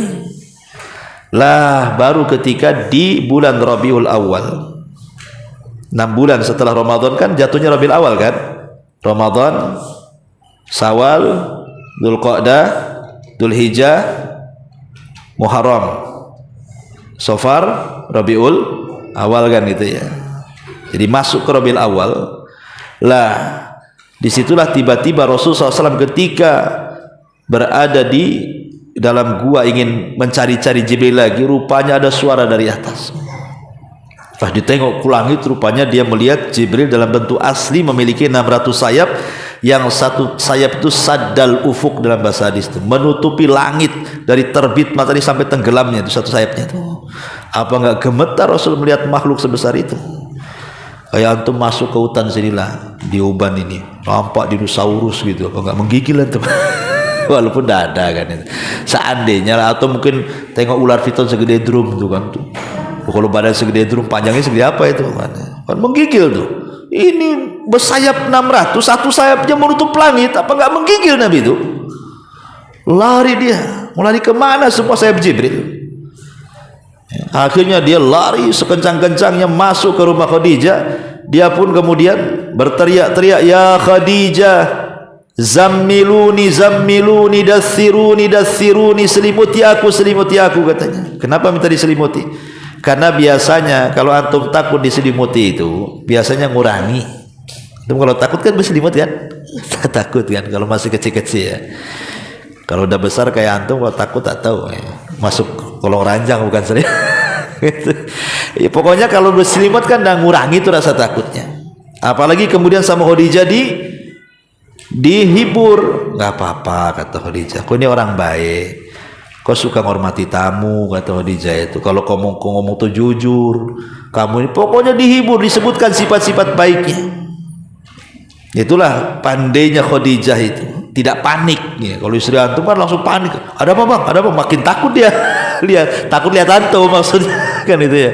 Tapi Khadijah itu bagaimana meredam rasa takut Rasul itu sampai akhirnya tidak cukup sampai di sini, besoknya diajak kepada saudaranya namanya Waraqah. Waraqah itu masih saudara kerabatnya Khadijah, dan dia salah satu yang agamanya Hanif, tidak menyembah berhala. Ditanyakan sama Waraqah. Waraqah ini buta orangnya, udah tua. Ketika mendengar bahwa Rasul itu didatangi makhluk yang bersayap, kemudian diajari Iqra dan begitu seterusnya, kata Waraqah, Khadijah, suamimu itu calon nabi. Karena makhluk yang mendatangi suamimu itu adalah namus. Namus itu makhluk yang bersayap, pernah mendatangi Musa dan Isa. Ini suamimu akan jadi nabi. Tapi masalahnya kalau dia jadi nabi, dia akan diusir oleh kaumnya, katanya. Rasul kagetlah dari situ. Waraqah, orang-orang jahiliyah itu, orang-orang Arab itu mengatakan saya ini shadiqul amin, tak mungkinlah saya diusir. Kata Waraqah, tidak, siapapun yang membawa apa yang kau bawa pasti diusir. Tapi tenang, kalau aku masih hidup dan engkau terjadi pengusiran, aku yang akan membela. Tapi sayang 6 bulan setelahnya Waraqah meninggal. Dari sini terjadi khilaf ulama, siapa yang pertama beriman kepada Nabi dari orang dewasa. Ada yang mengatakan Waraqah ibn Naufal, ada yang mengatakan Abu Bakar Siddiq radhiyallahu anhu. Tapi ada yang memerinci Waraqah itu masuk beriman kepada Rasul saat Rasul belum diutus jadi Nabi, belum diutus jadi Rasul. Ya, tetapi kalau Abu Bakar Siddiq beriman setelah diutus jadi Rasul. Ada juga yang merinci seperti itu. Ya. Akhirnya kemudian di satu malam Nabi SAW sedang tertidur. Ketika tidur itulah tiba-tiba kemudian datang Jibril, memanggil-manggil dan mengatakan, ya ayyuhal muddatsir qum fa'anzir wa rabbaka fakabbir wa thiyabaka fatahhir wa rujza fahjur wa la tamnun tastakthir wa li rabbika fasbir. Turun surah Muddatsir, orang yang berselimut bangkit, katanya. Berarti turun SK jadi nabi, jadi rasul. Makanya ada istilah sejarah itu nubbi'a bil alaqi wa ursila bil Muddatsir, diangkat jadi nabi dengan surah Al-Alaq dan diangkat menjadi rasul dengan surah Al-Muddatsir. Berarti resmi itu 2 SK turun tuh. Ya, nabi dan rasul. Ya. Ma'asyiral muslimin yang dimuliakan Allah Azza wa Jalla, kita urut dengan tahun. Karena tahunnya kan belum ada hijriyah kan. Rasul kan belum hijrah. Berarti kita pakai Masehi. Ya. Kita tahu bahwa dimulai daripada 610 Masehi. 610 Masehi, disinilah bukan 610 Masehi, ya. 410 Masehi turun wahyu. Lah setelah turun wahyu dari 610 Masehi ke 613 Masehi, 3 tahun berarti ya. Dari 610 ke 613. Disitulah Nabi SAW mulai berdakwah yang disebut dengan dakwah sirriyah. Dakwah tidak terang-terangan, door to door, ngajak kawan, ngobrol biasa, belum terang-terangan, orang pun nggak ada yang tahu kecuali kawan-kawan dekat saja diajak. Lah selama 3 tahun itu Rasul membuat markas di mana? Di rumah Arqam bidaril Arqam. Anak muda, usianya masih belasan tahun, ada yang mengatakan 17 atau 18. Dan dia dari kabilah yang sangat memusuhi Nabi, kabilahnya Abu Jahal, kabilah Bani Mahzum. Kalau kabilah Rasul kan kabilah Bani Hashim. Ya, jadi orang nggak tahu kalau seandainya rumahnya dari Arqam itu, Arqam bi Abi Arqam itu jadi markas. Karena apa? Nggak mungkin Rasul buat markas di kabilah musuhnya kan, itu ya. Itulah strategisnya Nabi. Kemudian Arqam bi Abi Arqam ini masih muda, 17-18 tahun. Nggak mungkin dia kalau mengadakan pertemuan di anak muda, pasti ya di rumahnya Abu Bakar yang udah tua-tua kan. Sehingga Rasul selama 3 tahun itu betul-betul menjadikan rumah Arqam bidaril Arqam itu jadikan markas selama 3 tahun dakwah sirriyah itu. Jadi kalau ada orang masuk Islam, masukkan ke rumah dia jadi sahadat. Nanti ada lagi masuk ke rumah gitu ya. Jadi markasnya itu namanya Arqam, markas Daril Arqam. Rumahnya Arqam bin Abi Arqam itu. Selama 3 tahun. Sampai ketika genap 40 orang, dan yang terakhir masuk Islam di rumah Arqam ini Umar bin Khattab. Dialah yang ke-40-nya. Jadi Umar bin Khattab ini dia kan dari Bani Adi. Dia melihat kabilahnya kacau, gara-gara satu masuk Islam nanti bertengkar keluarga, marah dia. ini gara-gara Muhammad lah, kabilah aku kacau gara-gara. Yang masuk Islam akhirnya kan bermusuhan tuh. Kalau udah suaminya masuk Islam tak mau sama istrinya. Kalau anak masuk Islam nanti bermasalah dengan bapaknya. Jadi Umar tuh melihat kabilahnya kacau gara-gara Islam, dia cari biang keroknya. Ini gara-gara Muhammad katanya. Nah, sejak itulah dia kepengen menyelesaikan masalah ini. Diambilnya pedang, dicarinya Nabi. Ya. Ketika di tengah jalan berjumpa dengan kawannya dan mengatakan, Ibn al-Khattab mau pergi kemana? Dia mengatakan, aku mau bunuh si Muhammad, dia sudah ngaco kabilahku katanya. Katanya kawannya, ngapain kau cari Muhammad katanya? Maukah ku habarkan yang lebih mengherankan kamu daripada Muhammad? Apa itu kata Umar? Adekmu lo Fatimah masuk Islam katanya. Adekmu lo masuk Islam katanya. Umar dia yang tadinya mau ke rumah mencari Nabi, berputar dia ke rumah adiknya. Ketika sampai di rumah adiknya, rupanya dia mendengar Quran. Khabbab bin Arad sedang mengajari Fatimah dan Zaid bin Sa'id, salah satu dari 10 sahabat yang dijadikan masuk surga itu. Itu kan suaminya Fatimah, adiknya Umar. Umar langsung dobrak, ditamparnya Fatimah sampai berdarah sampai jatuh. Aib seorang laki-laki menampar perempuan. Di situ Umar menyesal. Akhirnya dia pun berlembut. Kemudian lihat Fatimah bawa lembaran Quran, mau pinjam, kata Fatimah tidak, kau mandi dulu katanya. Akhirnya dia mandi, baru dikasih. Disitulah dia baca pertama kali surah Toha. Disitulah hidayah masuk kepada Umar. Akhirnya dia mengatakan, di mana Muhammad? Disitulah Khabbab bin Arad kan yang ketakutan sembunyi di dapur, karena lihat Umar sudah reda, berani dan mengatakan, ya Umar, kata Khabbab, aku pernah mendengar Rasul berdoa, Allahumma izzal islama bi umaraini, demi Allah semoga Allah majukan jayakan Islam dengan 2 Umar, salah satunya engkau katanya. Maka Umar makin yakin ingin masuk Islam. Akhirnya berangkat ke rumah Arqam bin Arqam. Hamzah singa Allah melihat Umar datang, langsung disiapkan pedang. Mau apa dia kesini katanya? Macam-macam kita lawan. Kalau dia datang baik-baik, ahlan wa sahlan wa marhaban katanya. Rupanya datang masuk Islam. Itulah orang ke-40 yang masuk Islam Umar itu. Karena setelah Umar masuk Islam, tidak ada lagi dakwah Syria. Kata Umar, Nabi, kita sudah banyak, kita berada di atas hak, ngapain sembunyi-sembunyi, kata Umar. Terang-teranganlah, kita sholat di Ka'bah rame-rame katanya. Itulah Umar bin Khattab kan. Kata Rasul, belum saatnya. Apa belum saatnya? Yang benar tetap benar.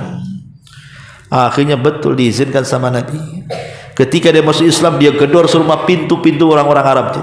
Dia datang kepada Abu Jahal, ngasih tahu dia masuk Islam.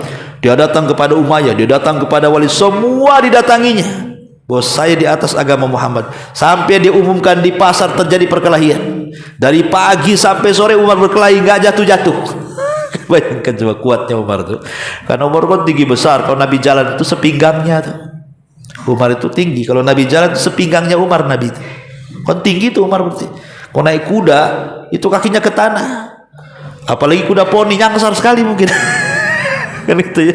Itu Umar kan besar itu orangnya kan. Siapa yang berani sama Umar, orang besar gitu. Makanya dia kelahi dari pagi sampai sore nggak tumpang-tumpang, itu luar biasa. Ya, dan setelah itulah kemudian sahabat banyak yang mulai terang-terangan, tapi efeknya disitulah banyak terjadi penyiksaan. Mulai tahun 613 Masehi sampai tahun 614 Masehi mulai Rasul gencar berdakwah, tetapi banyak yang terkena siksaan. Bagaimana Bilal disiksa, Khabbab disiksa, keluarga Ammar bin Yasir sampai dibunuh, dibantai dan begitu seterusnya kan. Makanya ketika Nabi SAW melihat sahabat ini sudah banyak kali tekanan, intimidasi, tepat pada tahun 615 Masehi, maka mulailah Rasul meminta kepada para sahabat untuk hijrah. Tapi kan belum ada tempat hijrah. Tapi Rasul hanya mengira-ngira kalau kalian ingin hijrah, hijrah ke Ethiopia sana katanya. Karena di sana ada raja Nasrani yang tidak pernah berbuat zalim. Raja Nasrani. Kalau kau mau hijrah, hijrah ke sana. Maka akhirnya 12 orang lebih dipimpin Utsman bin Affan inilah hijrah pertama ke Habasyah Ethiopia. Ya. Kemudian tahun 616 Masehinya, ketika kemudian orang-orang yang di Ethiopia ini mendengar bahwa orang-orang musyrik Arab itu ketika turun surah An-Najm mereka sujud, disangkanya masuk Islam semua. pulang mereka karena nggak ada komunikasi. Ya, rupanya sampai di Mekah disiksa lagi orang-orang itu. Maka pada tahun 616 Masehi balik lagi hijrah kedua, tapi lebih banyak lagi gelombangnya. Ya, 70-an lebih gitu sampai dibawa ke Ethiopia lagi. Itu hijrah dua kali itu ke Ethiopia. Ma'asyiral muslimin yang dimuliakan Allah Azza wa Jalla. Lah pada tahun yang sama 616 Hijriah, pertama tadi hijrah kedua ke Ethiopia, yang kedua masuk Islamnya Hamzah, yang ketiga masuk Islamnya Umar, dan yang keempat terjadi pemboikotan. Bani Hashim diboikot oleh kabilah-kabilah Arab selama 3 tahun. Lah pemboikotan inilah selama 3 tahun harta Rasul habis, harta Khadijah habis, karena diboikot betul Bani Hashim itu. Dua kabilah itu diboikot, kabilah Bani Hashim dan Bani Muthalib, oleh semua kabilah Arab di bawah kekuasaan Abu Jahal. Tidak boleh antar makanan, tidak, pokoknya betul-betul diboikot. Sampai 3 tahun harta Khadijah habis di sini. Makanya tepat pada tahun 619 Masehi, ketika sudah selesai pemboikotan di sini, maka terjadilah peristiwa pertama wafatnya Abu Thalib. Karena dengan 3 tahun pemboikotan itu Abu Thalib banyak berpikir, akhirnya jatuh sakit. Akhirnya kemudian meninggal dunia di tahun 619 Masehi. Selang beberapa bulan setelahnya Khadijah pula meninggal juga. Makanya tahun itu, tahun 619 Masehi disebut tahun kesedihan, Amul Hazni, tahun kesedihan. Ya. Ma'asyiral muslimin yang muliakan Allah Azza wa Jalla. Lah ketika kemudian dua orang ini yang selama ini membackingi Rasul, orang-orang jahiliyah, orang-orang musuh-musuhnya mendekati Rasul, nggak bisa, karena ada satu sisi ada Khadijah, satu sisi ada Abu Thalib, dua-duanya meninggal. Makin berani mereka menantang Rasul, mengancam Rasul. Makanya Nabi SAW berusaha mencari tempat dakwah baru, pergi dia ke Taif. Tapi orang Taif pun kurang ajar, lebih kurang ajar dibandingkan orang Mekah, melempari Nabi sampai Rasul berdarah-darah kan. Lah untuk menghibur Nabi tepat pada tahun 620 Masehi, maka Allah buat peristiwa besar dalam sejarah yang disebut dengan Isra dan Mi'raj. Rasul naik ke langit pertama berjumpa dengan Nabi Adam, langit kedua berjumpa dengan Nabi Isa dan Yahya, langit ketiga berjumpa dengan Nabi Yusuf, langit keempat berjumpa dengan Nabi Idris, langit kelima berjumpa dengan Nabi Harun, langit keenam berjumpa dengan Nabi Musa, langit ketujuh dengan Nabi Ibrahim, sampai ke Sidratil Muntaha, dapat oleh sholat 5 waktu. Itu tahun berapa? 620 Masehi. Lah ketika kemudian Rasulullah SAW ini sudah kurang dakwahnya, karena memang disempitkan betul di Mekah, maka Rasul hanya bisa mengandalkan dakwah lewat jemaah haji. Yang haji-haji dari daerah-daerah kumpul, disitulah kalau dia harus mendakwai orang-orang yang ada di Quraisy, mustahil. Makanya tepat kemudian di tahun 622 Masehi, ketika itu kan orang-orang Madinah, mereka hijrah haji ke Mekah, orang-orang Khazraj dan Aus itu. Mereka belum masuk Islam, masih musyrik. Tapi mereka sudah mendengar maklumat kenabian dari orang Yahudi. Ketika mendengar kok ada ngaku nabi di Mekah, langsung orang-orang Madinah itu nyari, langsung masuk Islam, nggak ada pikir-pikir lagi. Bayangkan coba, karena mereka mengambil senjatanya orang Yahudi, yang kalau perang melawan mereka, kalau kalah orang Yahudi suka sesumbar tuh. Awas saja kalau Nabi kami lahir, habis kalian. Jadi akhirnya di senjata tuh, jangan-jangan ini Nabi yang diklaim orang Yahudi Madinah. Sebelum mereka masuk Islam, kita dulu masuk Islam katanya kan. Jadi orang-orang itu dulu yang masuk Islam tuh, orang-orang musyrik dulu. Jadi Ansor belakangan kan gitu ya. Kemudian di tahun yang sama di sini turun wahyu tentang perintah hijrah. Karena ketika itu terjadi pembaiatan Aqabah yang pertama diikuti 12 orang. Kemudian setelah tahun depannya maka Nabi SAW melakukan pembaiatan yang kedua di tahun 200 sampai 622 Masehi. Ya. Lah disitulah kemudian terjadi hijrah Nabi. Tepat di bulan Rabiul Awal, tanggal 1. Ya. Maka Nabi SAW dari kalau di gua Hiraunya, di gua Thur di gua Thurnya, Nabi SAW 3 hari itu tanggal 27 Safar, 28 Safar, 29 Safar. Kemudian dari gua itu tanggal 1 Rabiul Awal baru bergerak dari gua Thur menuju Madinah 12 hari. Berangkat hari Senin sampai sana hari Kamis. 12 hari di perjalanan. Ya. Sedikit gambaran hijrah. Kalau cerita hijrah berarti cerita tentang 7 orang. Kalau antum cerita hijrah jangan lepas dari 7 orang. Pertama Nabi, kedua Abu Bakar, ketiga Ali, keempat Asma, kelima Abdullah ibn Abi Bakar, keenam Amir ibn Fuhairah, ketujuh Abdullah ibn Uraikid, dan yang kedelapan Waraqah Suraqah ibn Malik. Inilah cerita hijrah dari 8 orang ini. Ya, Nabi, Abu Bakar, Ali, Asma, Abdullah ibn Abi Bakar, Amir ibn Fuhairah, Abdullah ibn Uraikid, Suraqah ibn Malik. Ini 8 orang nih. Ya. Nabi SAW datang ke rumah Abu Bakar dan mengatakan, ya Abu Bakar, Allah sudah mengizinkan aku hijrah. Kata Abu Bakar, boleh nggak aku ikut? Iya, kau ikut. Senang Abu Bakar. Maka disediakan unta. Rasul itu punya unta namanya Qaswah. Nama unta Rasul namanya Qaswah. Berarti boleh antum kalau punya peliharaan dikasih nama. Kalau antum punya kucing, kasih nama Tuyul. Tuyul, nggak apa-apa. Ya. Jadi ngasih nama binatang tidak ada masalah. Ya. Karena Rasul pun punya binatang unta namanya Qaswah. Jadi disediain sama Abu Bakar perbekalan di atasnya. Lah Nabi SAW malam hari ngomong sama Ali, Ali, kau tidur di kamarku, di tempat tidurku, nanti kau susul belakangan. Masalahnya ini banyak barang-barang orang-orang Quraisy belum dikembalikan. Nabi itu loh, mereka benci sama Nabi, tapi kalau nitip barang masih sama Nabi. Itu orang-orang jahiliyah, karena masih menganggap Rasul amanah.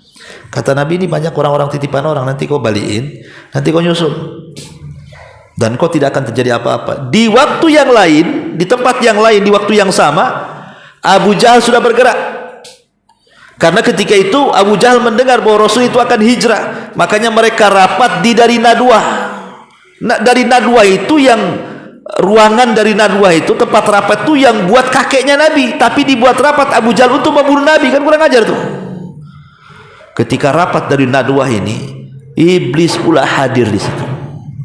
Bayangkan kalau rapat ada iblisnya, kacau nggak tuh? Coba aja antum rapat ada iblisnya di situ, apa nggak kacau rapat tuh? Iblis ini menyerupai Syekhun Najd, orang yang tua dari Najd, karena orang Najd kan ahli debat. Makanya kemudian karena kamu dari mana? Dari Najd. Padahal iblis tuh. Oh silakan kata Abu Jahal ikut rapat katanya. Rupanya setelah semua ide gimana nih diapakan Muhammad ini, rupanya ide Abu Jahal pula yang dipakai. Tetap kita bunuh, tetapi dengan tangan anak-anak muda perwakilan dari semua kabilah katanya. Kata iblis, sodakta, aku benar. Oh iblis ikut Abu Jahal ya kawan. Subhanallah. Akhirnya kemudian bergerak di malam itu. Nabi itu belum keluar dari rumah, tapi rumah sudah dikepung. Coba bayangkan coba. Nabi ada di rumah sama Ali malam-malam tuh, rumah itu sudah dikepung. Tetapi walaupun demikian, orang Arab itu punya etika. Mereka tidak boleh mendobrak rumah, aib bagi mereka. Mereka nunggu Nabi keluar baru akan dipukuli, dipanah, ditombak. Tapi kalau dalam rumah ditunggu sambil dipanas-panasi dari luar. Kata Abu Jahal sesumbar nih, sampai dikenal tuh sesumbarnya Abu Jahal itu di luar rumah itu. Rasul dengar di luar. Apa kata Abu Jahal di hadapan para pendukungnya yang sedang ngepung rumah Nabi itu? Kata Abu Jahal, hei orang-orang Arab, ingat enggak waktu si Muhammad ngomong, siapa yang ikut dia maka dia akan menguasai dunia, dan kalau mati dia masuk surga. Tapi siapa yang tidak ikut dia maka kita akan disembelih dia, kalau mati masuk neraka katanya. Nabi dengar. di dalam rumah. Kata Nabi, ya engkau yang pertama disembelih wahai Abu Jahal. Kata Nabi itu kata-kata dicatat dalam sejarah. Akhirnya dari situlah turun surah Yasin. Wa ja'alna min baini aydihim saddan wa min khalfihim saddan faghshaynahum fahum la yubsirun. Ayat 1 sampai 9 surah Yasin turun. Ketika surah Yasin turun dibacakan oleh Nabi, tiba-tiba mukjizat datang. Tiba-tiba ada angin membawa debu, kemudian menerpa orang-orang yang sedang mengepung rumah Nabi, termasuk Abu Jahal di situ. Ngantuk mereka. Kayak antum ini ngantuk sekarang ya.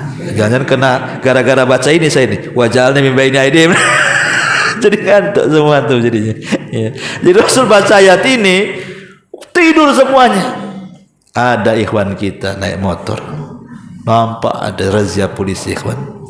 Baca ayat ini. Wajalna min baini aydihim saddan min khalfihim saddan. Dikiranya polisi gak nampak, kena tilang dia. Ayat ini bukan untuk polisi. Ya. Ma'asyiral muslimin yang dimuliakan Allah Azza wa Jalla. Jadi Rasul baca ayat ini, datang mukjizat, semua ngantuk. Nabi keluarlah. Kata Rasul, Ali, kau tetap di sini, tidur di sini. Kau tidak akan terjadi apa-apa. Jaminan Nabi. Berangkat Nabi keluar, langsung ke rumah Abu Bakar. Setelah Nabi sudah enggak ada, Ali sudah berselimut, disangkanya Nabi yang tidur kan. Datanglah pasukan yang lain yang telat datang ngepung itu. Kaget, ngapain kamu ngantuk? Katanya mau ngepung rumah si Muhammad. Kenapa kalian tidur? Aku pada bangun diintip, masih ada itu, padahal Ali itu. Kan itu ya. Nggak ada, masih ada. Dikepung, nanti pagi kita keluar. Sampai pagi tak keluar, terpaksa mereka harus mendobrak rumah. Karena tidak keluar-keluar sampai pagi. Pas didobrak kok Ali, mana Nabi? Sampai ditampari Ali pun tidak ngaku nana itu. Rupanya Nabi sudah berangkat, tapi tidak langsung ke Madinah. Disinilah kenapa pertanyaannya. Kan sebelum hijrah itu terjadi Isra Mi'raj. Isra Mi'raj itu pakai buraq dari Mekah ke Masjidil Aqsa kan. Set saja sampai. Pertanyaannya, kok ketika hijrah Nabi tak pakai buraq, kenapa pula pakai unta? Kan sebelumnya kan dia pernah merasakan naik buraq kan. Coba kau naik buraq, bang, makin stres Abu Jahal tuh. Atau udah di Madinah kan itu. Kenapa pula pakai unta di sini? Kemudian juga melibatkan orang banyak. Coba hijrah Rasul ini melibatkan orang banyak. Dan di sini daurul syabab was syababah, melibatkan anak-anak muda dan anak perempuan muda. Anak mudanya ya Ali, kemudian Abdullah ibn Abi Bakar, Amir ibn Fuhairah, kemudian juga perempuannya Asma bin Abi Bakar. Itu kan anak muda semua tuh, pemuda-pemudi yang ikut dalam penyelamatan hijrah ini. Karena para nabi juga hijrah. Ibrahim hijrah dari Irak ke Palestina, Nabi Lut hijrah ke Palestina juga, kemudian Nabi Musa hijrah ke Madian. Ya, banyak para nabi itu hijrah, termasuk Nabi. Tapi tidak ada hijrah yang paling bahaya melebihi hijrahnya Nabi. Dikepung anak-anak muda satu Quraisy. Siapa yang dapat kepalanya 100 ekor unta? Satu ekor unta tipe B itu sudah 60 juta. Sekarang kalau tipe A 100 lebih, tipe A1 bisa 150. Itu 150 itu bisa lah beli mobil second gitu. Kali 100, bukan deleran tuh. Ya. Jadi terbayang 100 ekor unta. Makanya semua anak muda Quraisy ngepung lah. Tapi Rasul itu cerdas. Dia ada namanya husnul takhtid. Husnul takhtid itu maksudnya berstrategis. Apa sih faedahnya? Supaya Rasul ingin mengajarkan tentang akhdu bil asbab, bahwa tawakal saja tidak cukup, harus ada mengambil sebab. Itu yang ingin diajarkan Rasul kepada kita. Ya. Makanya kemudian Rasul tidak langsung ke Madinah, sembunyi dia di Gua Sur, di Jabal Nur. Ya. Selama 3 hari lagi. Yang ngasih makan hari-hari siapa? Asma bintu Abi Bakar, dia yang masak. Jadi setiap hari bawa makan dia kan lagi hamil lagi Asma itu, subhanallah. Sebutkan dalam sejarah dia hamil. Nah, dia kan istri daripada Zubair bin Awam, anaknya nanti jadi pendekar tuh nama Abdullah bin Zubair. Jadi dia pakai tali di sini. Nanti sebelah kanan makanannya, sebelah kiri minumannya, maka disebut Zatun Nitoqain namanya. Pemilik 2 kantong tuh. Itulah Asma. Tiap hari ngantar makan. Kalau ketahuan bisa mati. Tapi itulah perempuan berani, Asma binti Abi Bakar itu.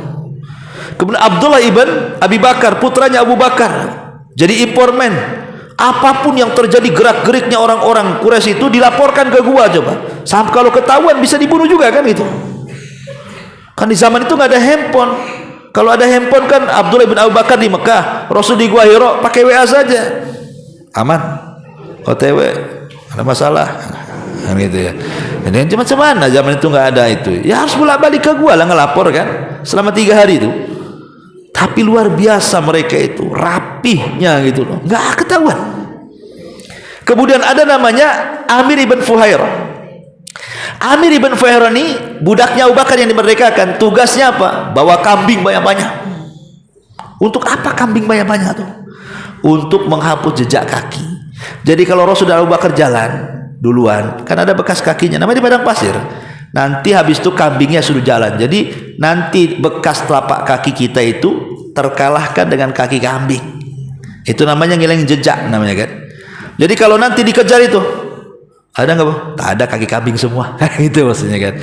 Ada kakinya Nabi Abu Bakar? Nggak ada, kaki kambing semua. Tuh pandainya tuh kan. Jadi kambing-kambing itu gunanya untuk ngapus jejak tuh. Jejak apa namanya, langkah kaki dan langkah unta. Jadi itu bagaimana siasatnya Rasul hijrah tuh, luar biasa. Ma'asyiral muslimin yang dimuliakan Allah Azza wa Jalla. Singkat kata, maka Rasul pun kemudian menyewa khirit, penunjuk jalan namanya Abdullah ibn Fuhairah. Abdullah ibn Khirit ya. Siapa namanya tadi? Abdullah bin Uraikid, afwan. Abdullah ibn Uraikid ya. Dia orang Yahudi, tapi dipakai Nabi jasanya. Karena orang Yahudi itu cerdas, dipakai diongkosi. Kamu berani apa namanya nunjukin jalan yang bukan jalan yang biasa dilalui ke Madinah, saya gaji berapa sama Abu Bakar. Mau dia Abdullah ibn Uraikid ini. Dari sini ada hukum fikih boleh kita mempekerjakan orang kafir. Karena Rasul mengambil petunjuk jalannya orang Yahudi malah. Abdullah ibn Uraikid ini ya. Singkat cerita sampailah kemudian di kota Madinah. Kita mulai pakai tahun di sini.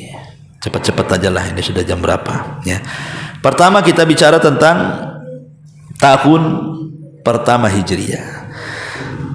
Tahun pertama Hijriah. Tahun pertama Hijriah, ma'asyiral muslimin yang dimuliakan Allah Azza wa Jalla, Nabi sampai di kota Madinah. Kemudian Nabi pertama sampai di Kuba. Di situ Nabi buat masjid pertama kali sebelum Masjid Nabawi, namanya Masjid Kuba ya. Kemudian setelah itu Rasul berkhutbah pertama kali di Kuba tuh, di masjid yang beliau baru bangun tuh, baru pondasinya, belum naik atap, tapi sudah berkhutbah di situ. Dengan khutbah inilah banyak orang yang masuk Islam, termasuk Abdullah ibn Salam, tokoh Yahudi, mendengar khutbah itu masuk Islam ya. Kemudian baru setelah itu di tahun yang sama, tahun pertama Hijriah, Rasul dari situ kemudian ke Madinah. Tapi di tengah jalan kemudian mampir di kabilah Bani Salim. Disitulah ditegakkan sholat Jumat pertama bersama Nabi. Sebenarnya sholat Jumat sudah ditegakkan sebelum Nabi belum hijrah itu oleh Mus'ab ibn Umar ya. Tetapi maksudnya sholat Jumat yang ditegakkan bersama Nabi, ya itulah ketika dari Kuba ke kota Madinah. Disitulah terjadi sholat Jumat pertama. Ada yang mengatakan jumlahnya pertama kali itu 40 orang. Dari sini madhab Syafi'i mengharuskan bahwa Jumat itu harus 40 orang ya, karena pertama kali yang dilakukan Nabi sholat Jumat itu 40 masalahnya.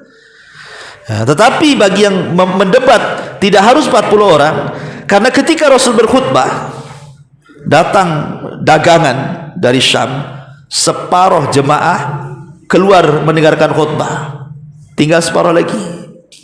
Jadi yang separuhnya ngejar dagangan. Dari sini turun ayat surah Jumat tuh, wadarul bai', tinggalkan jual beli. Idza nudiya lis-salati min yaumil jum'ati fas'au ila dzikrillahi wadarul bai', turun ayat ini. Ada yang mengatakan tidak, ini separuhnya pergi, separuhnya ada, nggak ada 40 katanya. Kan itu ya. Ya pokoknya itu khilaf fikih lah, kita bukan ranahnya. Ya, intinya bahwa akhirnya Rasul pun kemudian ke Madinah. Di tahun yang sama Rasul membangun Masjid Nabawi. Kemudian Nabi SAW mulai mempersaudarakan Muhajirin dan Ansar, dan begitu seterusnya. Ya.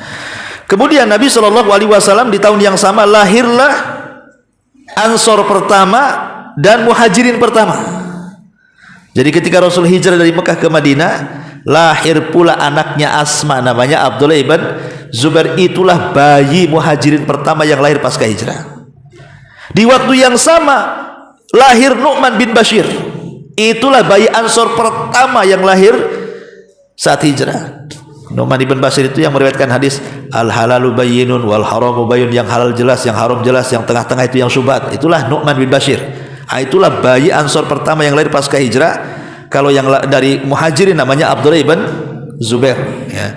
Kemudian masuk ke tahun kedua, langsung aja kita singkat-singkat. Tahun kedua ada 9 peristiwa. Satu, banyaknya peperangan, di antaranya perang Badar yang paling gede. Yang kedua, pengalihan kiblat. Yang ketiga, diwajibkan puasa dan salat Id. Yang keempat, diwajibkan zakat. Yang kelima, meninggalnya Utsman bin Maz'un yang pertama kali dikubur di kuburan Baqi. Kemudian yang keenam, meninggalnya Ruqayyah putra Nabi. Kemudian yang ketujuh, syariat kurban. Kemudian yang kedelapan, Ali menikah dengan Fatimah. Dan yang kesembilan, pengkhianatan Bani Qunaiqah. Itulah orang Yahudi pertama yang berkhianat, Bani Qunaiqah. Akhirnya diusir. Kemudian masuk ke tahun Hijriah yang ketiga Hijriah. Ada 10 peristiwa juga. Satu, banyaknya peperangan, yang paling besar perang Uhud. Yang kedua, dieksekusi mati Ka'ab bin Ashraf, orang Yahudi. Kemudian yang ketiga, menikahnya Utsman dengan Ummu Kalsum, karena Ruqayyah meninggal di tahun kedua. Di tahun ketiga dinikahkan lagi oleh Rasul dengan putrinya Ummu Kulsum. Kemudian yang keempat, lahirlah Hasan dari pernikahan Ali dengan Fatimah. Kemudian yang nomor 5, Nabi menikah dengan Hafsah putri Umar. Kemudian di situ diharamkan khamr secara mutlak. Kemudian yang nomor 7, turunnya ayat hijab. Yang ke-8, Nabi menikah dengan Zainab bintu Jahaz. Yang ke-9, Nabi menikah dengan Zainab bintu Huzaimah. Dan yang ke-10, Nabi menikah dengan Hafsah putri Umar. Ini semua terjadi di tahun ketiga. Kemudian masuk ke tahun keempat Hijriah, ya. Banyak peperangan juga di sini. Di antaranya adalah perang Raji dan juga perang Bi'run Ma'unah yang para hafid Quran banyak mati di situ. Ya. Kemudian yang kedua, pengkhianatan Yahudi Bani Nadir. Kemudian yang ketiga, meninggalnya Abu Salamah. Kemudian yang keempat, meninggalnya putra Utsman dari Ruqayyah, Abdullah. Yang ketiga itu usia 6 tahun. Kemudian juga yang kelima, lahirnya Husain, putra kedua dari Fatimah dan Ali setelah Hasan. Kalau Hasan kan tahun ketiga, kalau Husain tahun keempat lahirnya, ya. Kemudian tahun kelima, banyak peperangan. Yang paling besar ya perang Bani Mustalik dan perang Ahzab serta Bani Quraidah. Kemudian yang kedua, Nabi menikah dengan seorang yang bernama Ibnatul Jaun, yang ditalak kemudian tidak rujuk lagi. Kemudian cerita dusta Aisyah dituduh berzina dengan Sofwan ibn Mu'attil. Kemudian juga Madinah gempah. Kemudian meninggalnya Sa'ad bin Mu'adz, salah satu tokoh besar orang Ansor, yang ketika meninggal gegar arus Allah, 70.000 malaikat turun dan mengikut sertakan jenazahnya. Kemudian tahun ke-7 Hijriah banyak peperangan juga, tapi perang kecil-kecil. Yang kedua, terjadi Sulhul Hudaybiyah. Yang ketiga, turun kewajiban haji. Yang keempat, paceklik hebat di Madinah sehingga mereka minta kepada Rasul untuk mendoakan untuk menghilangkan pacekliknya. Kemudian yang nomor 5, Bai'atur Ridwan. Yang keenam, diharamkan menikah dengan orang musyrik. Dan yang ke-7, terjadi gerhana matahari. Ini terjadi pada 6 Hijriah. Kemudian tahun Hijriah, tahun ke-7 Hijriah, terjadi 10 peristiwa juga. Terjadi banyak pertempuran, yang paling besar perang Khaybar. Kemudian yang kedua, Zainab putri Nabi dipulangkan dari Mekah oleh Abul As bin Rabi karena suaminya masih kafir ketika itu. Kemudian yang ketiga, turunnya ayat tentang anak yatim. Kemudian yang keempat, Islamnya Abu Hurairah. Kemudian yang kelima, Nabi menikah dengan Ummu Habibah. Yang keenam, Nabi menikah dengan Safiyah. Yang ketujuh, upaya meracuni Nabi oleh seorang wanita namanya Zainab bintul Harith. Kemudian Nabi menikah dengan Maimunah bintu Al-Haris. Kemudian yang ke-9 terjadi umrah qadha, dan yang ke-10 masuk Islamnya Imran ibn Husain dan bapaknya. Kemudian tahun ke-8 Hijriah ada 10 peristiwa juga. banyaknya peperangan dan yang paling besar Fatu Mekah ma'ruf, kemudian perang Hunain. Kemudian masuk yang kedua, masuk Islamnya Khalid bin Walid dan Amr bin As. Lihat, Khalid bin Walid itu masuk Islam belakangan loh. Setelah 20 tahun Rasul berdakwah baru masuk Islam tuh, Khalid bin Walid itu. Dan juga Amr bin As. Kemudian yang nomor 3, kisah Hatib bin Abi Balta'ah yang bawa surat untuk membocorkan penyerangan ke Mekah. Akhirnya kemudian kena tangkapkan sama Ali. Kemudian juga masuk Islamnya Abu Sufyan. Kemudian yang nomor 5, Nabi menikah dengan Ibnatul Jaun. Yang ke-6 menikah dengan Zainab putri Nabi meninggal. Kemudian yang nomor 7, tahun Wufud, banyaknya kabilah-kabilah yang mulai masuk Islam. Kemudian terjadi Umamah lahir, maksudnya Umamah putra daripada Zainab. Kemudian umrah Ji'rana. Kemudian yang ke tahun ke-9, banyaknya peperangan juga, di antaranya perang Tabuk yang paling besar. Kemudian yang kedua, meninggalnya Raja Persia. Kemudian yang ketiga, Ka'ab bin Malik terkena hukuman gara-gara tidak ikut perang Tabuk. Kemudian yang keempat, kabilah-kabilah masih terus banyak datang dan masuk Islam. Kemudian yang kelima, terbongkarnya aib orang munafik. Kemudian yang kelima, yang keenam, salat gaibnya Najasyi, karena di waktu itu Najasyi meninggal tahun ke-9 Hijriah. Kemudian yang ketujuh, meninggalnya tokoh munafik Abdullah bin Ubay bin Salul. Dan ke-8, Ummu Kulthum putri Nabi meninggal dunia. Kemudian tahun ke-10 Hijriah, banyak peperangan kecil-kecil, ya. Kemudian Amul Wufud, kabilah-kabilah dari mana-mana termasuk dari Najran datang ingin masuk Islam, sampai berdebat orang Nasrani dengan Rasul. Turunlah surah Al-Imran 1 sampai 90 gitu ya. Kemudian juga Rasul i'tikaf sampai 2 kali. Jibril turun 2 kali dalam 1 Ramadan tuh, pada tahun ke-10 Hijriah. Kemudian di situ terjadi Haji Wada. Di sini pula terjadi gerhana saat kematian putranya Ibrahim. Dan tahun ke-11, inilah tahun wafatnya Nabi sallallahu alaihi wasallam. Jadi Rasul wafat tahun ke-11 Hijriah, hari Senin, tanggal 12 bulan Rabiul Awal tahun 11 Hijriah. Ini sepakat, tidak ada khilaf. Makanya kadang-kadang ketika orang merayakan perayaan itu dilematis.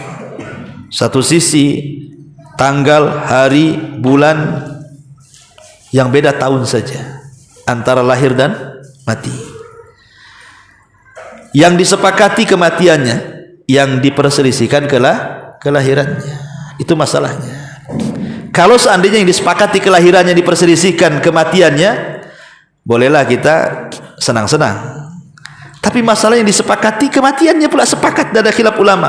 Rasul meninggal hari Senin, dikubur hari Rabu, 3 hari jasadnya Rasul itu kan baru dikuburkan. Kemudian tanggalnya pula 12 Rabiul Awal. Kemudian tahunnya 11, tahun ke-11 Hijriah. Ya, sementara lahir, tadi sudah dijelaskan lahirnya Rasul diperselisihkan. Ada yang mengatakan bulan Ramadan, ada yang mengatakan bulan Rajab, ada yang mengatakan Rabiul Awal. Tanggalnya pun kalau yang Rabiul Awal itu diperselisihkan. Ada yang tanggal 2, ada tanggal 8, tanggal 12 kan itu. Jadi sebenarnya Rabiul Awal itu yang paling jelas adalah wafatnya, bukan lahirnya. Karena tidak ada khilaf.